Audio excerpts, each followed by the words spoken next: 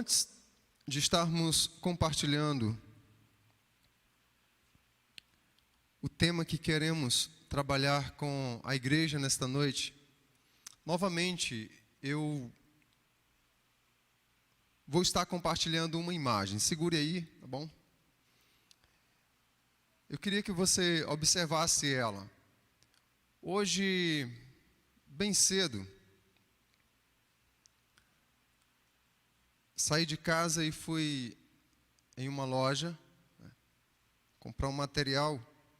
E quando eu estava chegando, né, eu vi algo que me chamou bastante a atenção. Talvez, não sei se vai chamar tanto a sua atenção como chamou a minha, mas eu achei bem interessante e fotografei, né? Tirei uma foto e vou estar mostrando agora a imagem para os irmãos, né?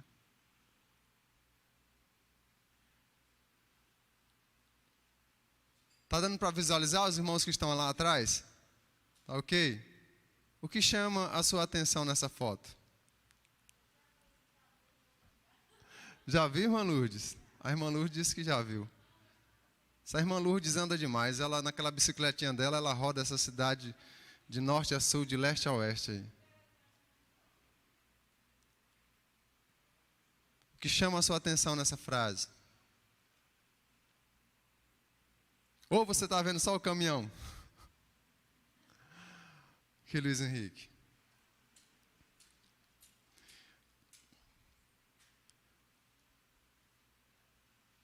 Se fosse só pela frase, eu não teria trazido, né? Mas só por ela já vale a pena. Mas o que me fez trazer essa imagem e colocar diante dos irmãos? É porque quando o motorista desceu, eu fui conversar com ele e parabenizá-lo pela frase, que eu achei bem legal. Mas aí ele me explicou o seguinte, que a frase não era dele, não tinha sido ideia dele. Ele era apenas o motorista. E automaticamente ali ele começou a compartilhar sobre o nascimento desta frase, como que ela nasceu, e eu, assim, foi um testemunho, né? Um testemunho para mim.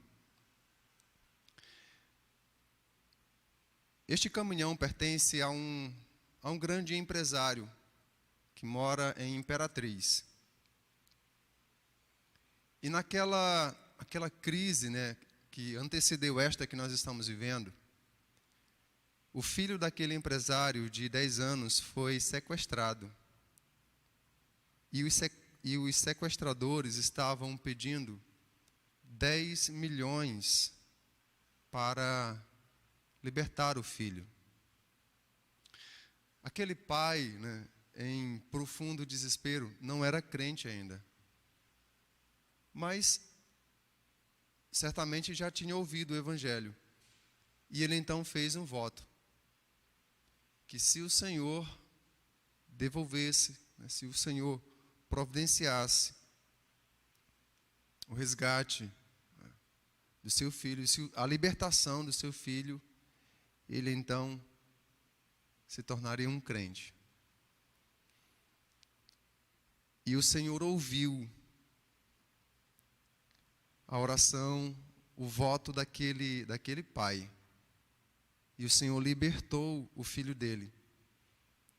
E quando ocorreu isto, então por instrução do pastor que acompanhou, orientou que fosse então colocado em todos os veículos esta frase: não estamos em crise, estamos em Cristo.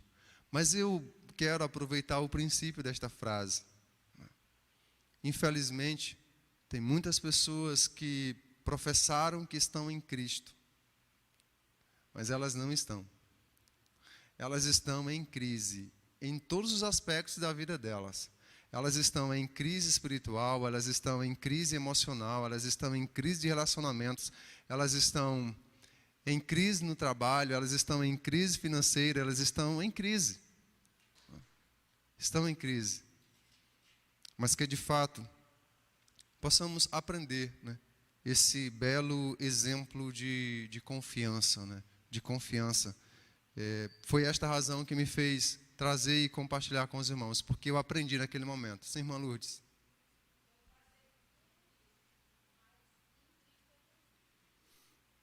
Amém. Glória a Deus, né? Salmos 27, verso 13 diz: apesar disso, esta certeza eu tenho, viverei até ver a bondade do Senhor na terra. Espere no Senhor, seja forte, coragem, espere no Senhor. Tá bom? Então, fecho parênteses aqui, era uma espécie aqui, vamos dizer, de introdução para compartilhar com os amados irmãos. Mas eu ainda tenho uma outra situação que quero compartilhar. Isa, por favor, o meu smartphone. Tem uma outra situação que eu quero dividir com a igreja do Senhor nesta noite.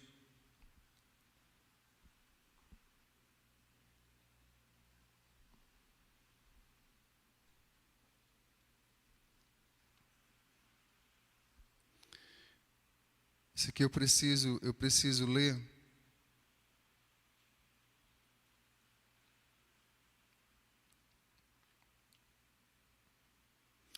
Eu queria que você escutasse agora o conteúdo desse texto. Achei, assim, muito, muito edificante e falou ao meu coração. Olá, tudo bem? Venho aqui com um imenso carinho expressar a gratidão que sinto pelo cuidado e preocupação com a minha família. Talvez não existam palavras suficientes e significativas que permitam agradecer vocês com o devido merecimento, a ajuda e o apoio de vocês, do projeto e dos padrinhos. É importante para nós nesse período tão difícil que estamos vivendo. Sei que os dias não são fáceis para vocês também, e só um grande coração cheio de amor ao próximo pode fazer tudo isso. Eu sei que vocês não praticam o bem na espera de reconhecimento, de gratidão, mas o mínimo que posso fazer para manifestar meu carinho e admiração é agradecer a Deus pela vida de vocês, que com muito amor tem se dedicado a ajudar as famílias que necessitam de amparo. Que o Senhor venha sustentar todos vocês nessa missão grandiosa e que Ele derrame as ricas bênçãos dos céus sobre vocês e esse ministério tão lindo. Muito obrigado. Com o coração alegre e cheio de admiração, eu agradeço. Sempre minha gratidão a vocês. Obrigada. Esse texto foi escrito por uma mãe do projeto Criança Cidadã. Eu achei maravilhoso. E quando eu recebi, a nossa diretora, irmã Francineide, compartilhou, eu disse, esse texto aqui, essa expressão de gratidão, eu vou ler diante de toda a igreja na quarta-feira. E se domingo eu estivesse aqui, mas eu posso passar para o pastor James domingo, para toda a igreja, né? Porque é maravilhoso a gente compartilhar essas coisas também. Às vezes a gente passa por tantas lutas, desafios, né? Então vale a pena a gente compartilhar essas coisas boas, né, que o Senhor nos proporciona. Então louvado seja Deus pelo coração grato desta mãe. Não que nós corramos atrás dessas coisas, mas o Senhor também faz isso para nos alegrar. Amém. Louvado seja o nome do Senhor. Meus irmãos, eu quero convidá-los a irem comigo, a princípio, a uma pequena carta. Fica já quase no final da Bíblia, antes de Apocalipse. Antes de Apocalipse.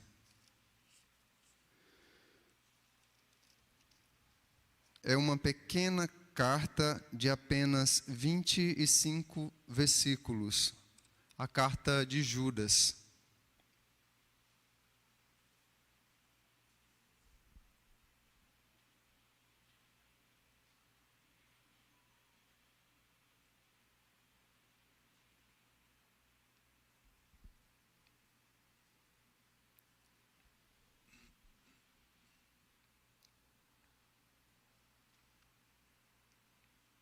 Todos encontraram?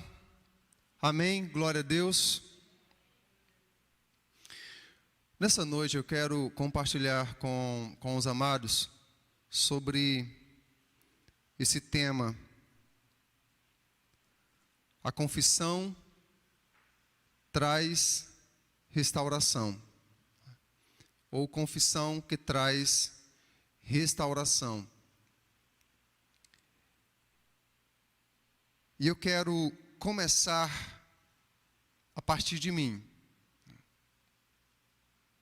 A partir de mim. Então, eu tenho um pecado a confessar.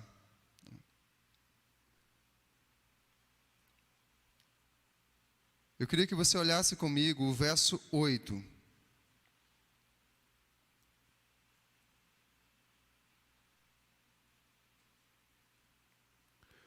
Observe a frase final desse verso.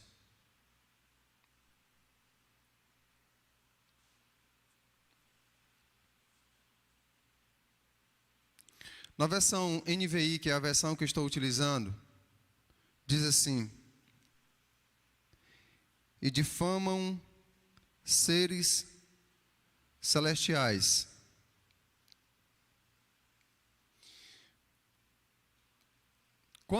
Quantos dos irmãos que estão aqui estiveram presentes no culto de domingo à noite? Levante a sua mão. Ok. Então, eu quero começar com a minha confissão.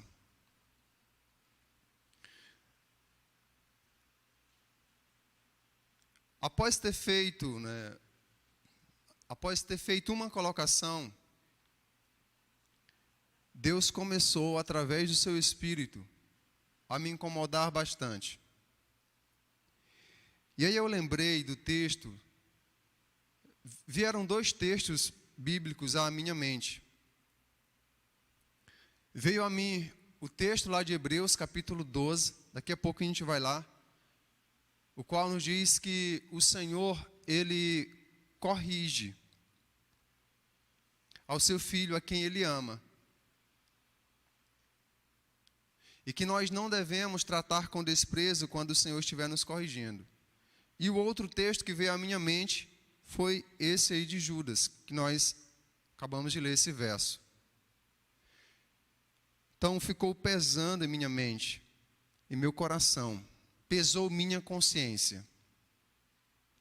E eu fui diante do Senhor, me prostrei diante do Senhor, me humilhei diante do Senhor e pedi perdão. Pastor, e o que foi?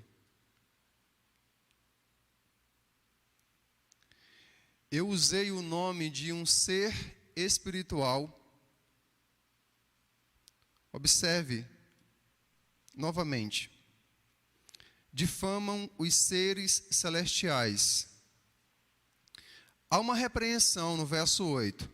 Da mesma forma, estes sonhadores contaminam o próprio corpo, rejeitam as autoridades e difamam os seres celestiais. Eu não disse uma ofensa, mas eu fiz uma colocação indevida em relação a um ser celestial, a um ser espiritual. Em que momento, pastor, e como foi? Quando eu disse que se o anjo Gabriel descesse e se candidatasse, nós iríamos pedir votos para ele de uma outra forma. Então foi uma colocação indevida. E eu pequei contra o Senhor por ter feito esta colocação. Tanto é verdade que eu não fiquei com a minha consciência em paz, o coração tranquilo, enquanto eu não fui diante do Senhor para pedir perdão. apesar de ser plenamente consciente de que não existe nenhum ser no céu digno de louvor e adoração além do Senhor, mas esses seres são especiais. Por exemplo, Gabriel foi o anjo usado por Deus para trazer a este mundo a notícia, a maior notícia que esse mundo já pôde ouvir. A notícia do Salvador. Se juntarmos todas as autoridades desse mundo, então a autoridade de todos os homens do mundo não pesará do tanto de uma grama diante de toneladas e toneladas da autoridade que Gabriel tem recebida da parte do Senhor. Então, estou reconhecendo o meu pecado diante do Senhor, diante da igreja, porque fiz minha colocação diante da igreja. E também para que os irmãos aprendam através desse erro que o pastor cometeu e possam evitá-lo na vida de vocês.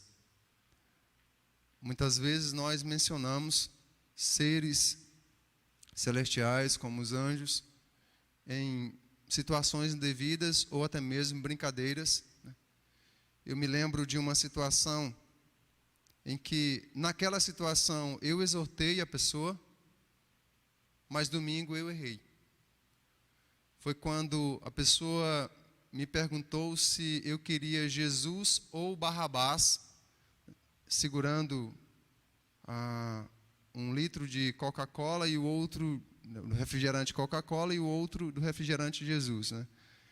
E naquele momento eu disse que se aquela pessoa tivesse compreensão do que significou aquela troca há 2000 anos atrás, quando o Filho de Deus assume o lugar de Barrabás, Barrabás era um bandido. Então, são situações que a gente deve evitar. Posso dizer que me sinto perdoado pelo Senhor, me sinto em paz e com muita segurança e tranquilidade venho diante dos irmãos. A confissão, de fato, traz restauração, mas infelizmente muitas pessoas relutam em fazer isso. Tem pessoas que arrastam às vezes por dias, por semanas, por meses e até por anos. Não querem confessar, não querem reconhecer determinados pecados em suas vidas. Isso é terrível. E houve um homem muito sábio, um homem cheio do Espírito de Deus, um homem poderoso, um homem influente, um homem muito benquisto, mas que também cometeu esse erro. Ele segurou por um determinado tempo a sua confissão. E eu quero convidá-los a verem comigo, né, e ouvirmos o testemunho desse homem, o que ele mesmo declarou, a sua triste realidade, durante o tempo em que ele ele segurou essa confissão. Vá comigo ao livro dos Salmos. Salmo 32. Salmo 32.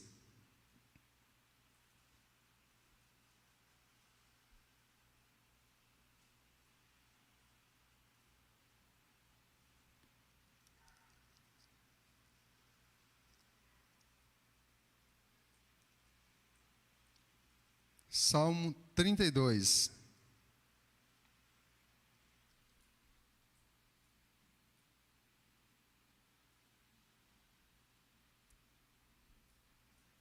Amém? Observe comigo os versos 3 ao verso 5.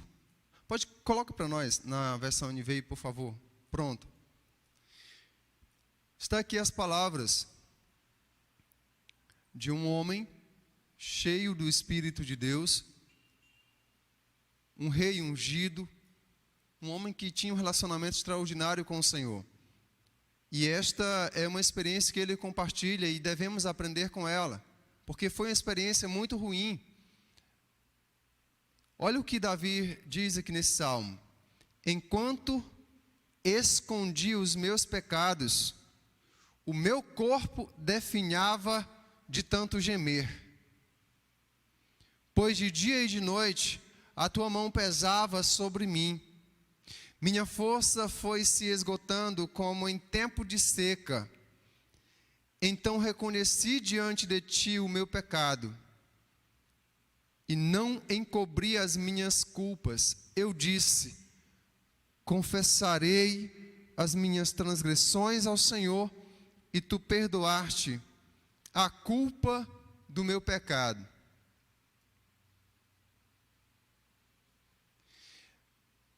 Percebam que Davi não diz que a mão de Satanás estava pesando sobre ele. Ele não diz que o dedo de Satanás estava tocando nele. Ele diz: olha, a tua mão, a mão do Senhor, estava pesando sobre ele. E esse peso era constante. Ele diz que era de dia e de noite. Por quanto tempo você vai suportar isso? É impossível suportar isso pela vida inteira.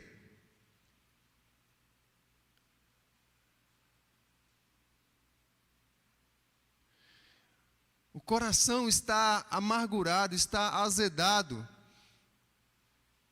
E você está tão perto da restauração, mas se nega a recebê-la, porque não quer confessar.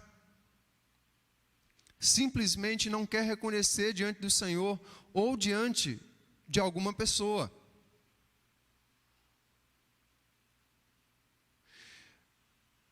Quando nós olhamos para a Escritura, nós percebemos e chegamos à conclusão de que todo pecado é contra Deus. Todo pecado é contra Deus, porque todo pecado é uma quebra da lei de Deus. No entanto, existem situações que, além de pecarmos contra Deus, de termos pecado contra Deus, nós pecamos contra pessoas, contra o ser humano.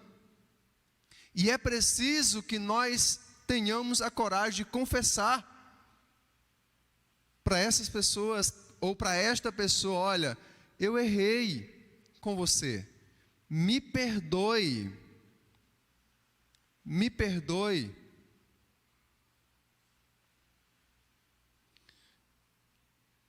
Quando nós fazemos isto, removemos montanhas de sobre nós, ou montanhas são removidas.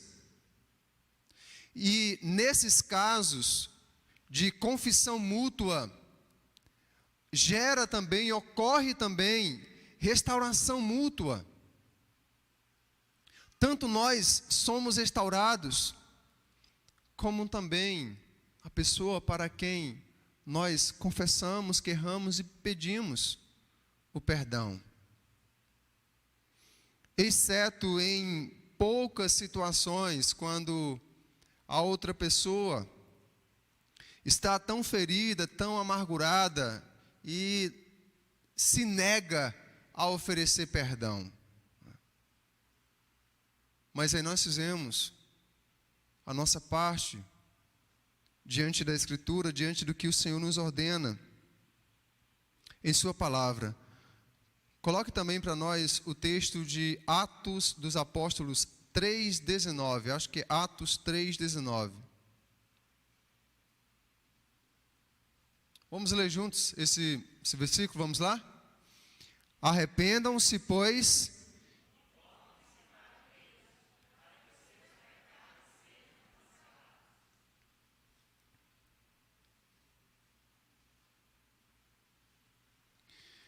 eu tenho ensinado o seguinte: não confesse e não peça perdão se você não estiver arrependido. Porque se o seu pecado, ou melhor, se a sua confissão será para pessoas, e se ela não é uma confissão sincera, se não há arrependimento, você vai só aumentar a ferida. você vai só dilacerar ainda mais o coração da pessoa. Então, o correto é: humilhe-se primeiro, quebrante-se diante do Senhor, e então faça a sua confissão. E a confissão sendo diretamente ou exclusivamente para Deus, aí as razões devem ser muito maiores para que haja arrependimento sincero e somente depois a confissão. Por quê? Porque Deus sonda o seu coração, Ele sonda o meu coração, Ele conhece nossos pensamentos antes de pensarmos, conhece nossas palavras antes mesmo de falarmos.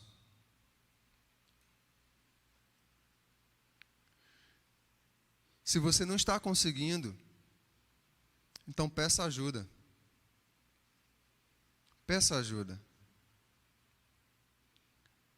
Se Deus tem falado ao seu coração para pedir perdão para alguém, independentemente de quem seja e independentemente do que tenha feito. Se Deus está falando ao seu coração, se você sente diariamente ou constantemente Deus falando ao seu coração para que você confesse e peça perdão,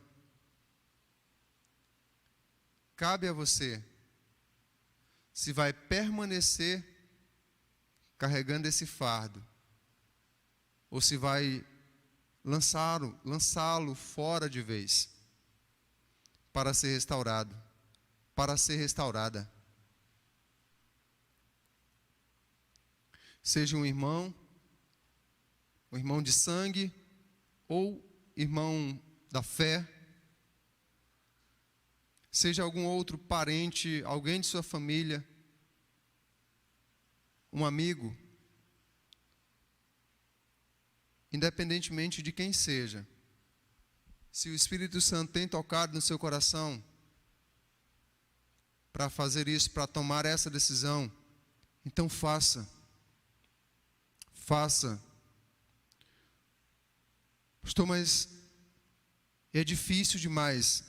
Eu sei que é difícil. E não estou dizendo aqui que é fácil. Estou dizendo que é necessário. É necessário. Você quer que os seus pecados sejam cancelados? Então não existe outro caminho. Arrependa-se e volte-se para Deus. Se você não quer que os seus pecados sejam cancelados pelo sangue que foi derramado na cruz, então permaneça com o seu coração inconfesso, com o seu coração endurecido, com o seu coração obstinado. Porque no dia de Deus, ele será espedaçado, ele será quebrado. Eu quero levar a igreja ainda a um outro texto que está alinhado ao que nós estamos compartilhando. Está na carta de Tiago, né? Tiago, irmão do Senhor Jesus. Carta de Tiago. Fica aí antes de Pedro. Antes de 1 Pedro. Tiago, capítulo 5. E o verso 16. Pode projetar também para nós, Tiago 5, 16. Vamos mais uma vez juntos nesse texto, fazermos a leitura. Vamos lá? Portanto, confessem os seus pecados uns aos outros e orem uns pelos outros para serem curados. A oração de um justo é poderosa e eficaz. Então aqui nós temos tanto o princípio da confissão para obtermos restauração na presença do Senhor e da parte do Senhor, mas nós temos também o princípio da ajuda.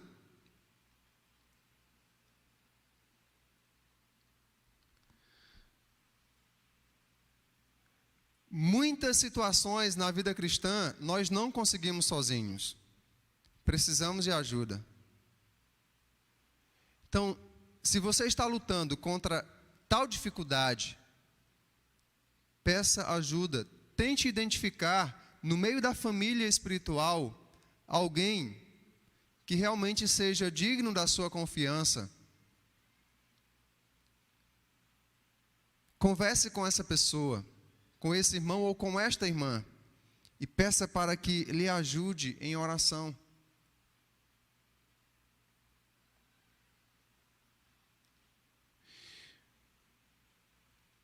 Nós sabemos, amados irmãos, que quando essas coisas permanecem no coração, quanto mais tempo elas passam, mais danos elas vão causando. E nós também sabemos que esses danos, eles não são apenas espirituais. Esses danos, eles são também de natureza emocional e de natureza física.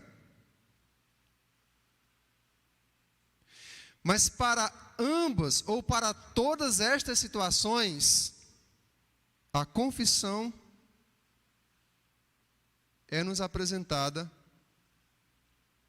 como caminho para a cura, para serem curados, para serem curados.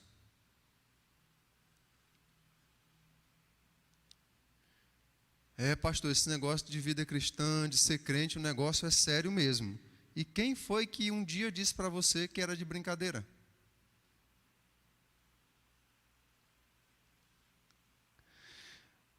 C.S. Lewis, um dos grandes teólogos, e autor de vários livros, escreveu as Crônicas de Nárnia.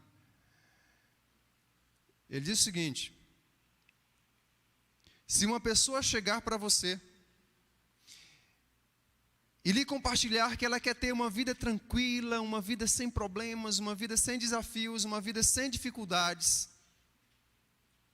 uma vida sem confrontos, então, depois dela compartilhar tudo isso, não ofereça para ela o Evangelho. Ofereça uma boa taça de vinho.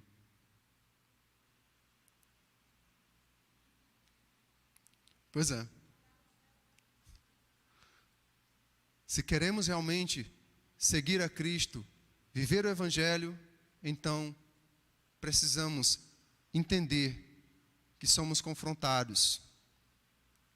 Somos confrontados. Para quê?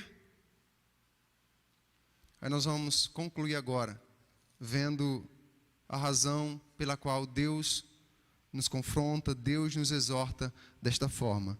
Vamos ao texto de Hebreus, capítulo 12.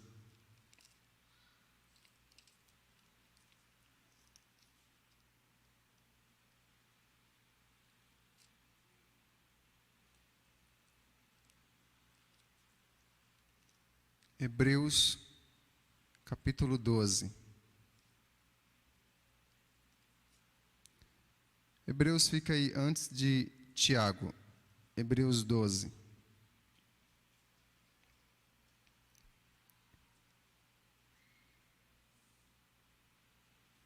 Amém? Nós vamos concluir com alguns versos de Hebreus 12. Começando pelo verso 4. Na luta contra o pecado, vocês ainda não resistiram até o ponto de derramar o próprio sangue. Vocês se esqueceram da palavra de ânimo que ele lhes dirige como filhos. Meu filho, não despreze a disciplina do Senhor, nem se magoe com a sua repreensão. Pois o Senhor disciplina a quem ama e castiga todo aquele a quem aceita como filho. Somos exortados, somos confrontados pelo Senhor através da sua palavra e pela sua palavra, porque somos filhos. Isso deve reafirmar a nossa posição diante do Senhor. E isto reafirma a paternidade do Senhor para conosco. Agora escute. se você vive a sua vida aqui neste mundo, em nenhum momento você se sente confrontado pela palavra de Deus, em nenhum momento você se vê exortado, em nenhum momento você sente Deus falando na sua consciência, no seu coração, então não se alegre com isso, se desespere. Se desespere. Porque o verso 8 diz: se vocês não são disciplinados, e a disciplina é para todos os filhos, então vocês não são filhos legítimos, mas sim ilegítimos.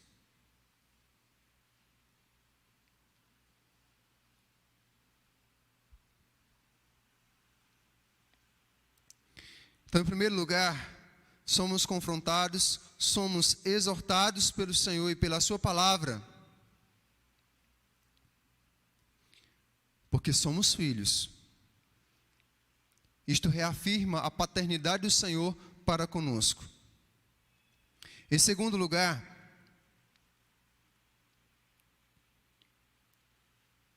verso 10. Nossos pais nos disciplinavam por curto período, segundo lhes parecia melhor, mas Deus nos disciplina para nosso bem. Somos exortados, somos confrontados pelo Senhor. Ele nos mostra que estamos errados, que precisamos realmente nos arrependermos, para que desfrutemos o bem. Somos filhos para que desfrutemos o bem. Em terceiro lugar, para que participemos da sua santidade. Deus é santo. E Ele deseja que nós andemos na presença dEle, tenhamos comunhão com Ele. Então precisamos andar em santidade. Ele nos corrige para esse propósito, para que participemos da santidade dEle. Em quarto lugar, verso 11, nenhuma disciplina parece ser motivo de alegria no momento, mas sim de tristeza. Mais tarde, porém, produz fruto de justiça e paz para aqueles que por ela foram exercitados.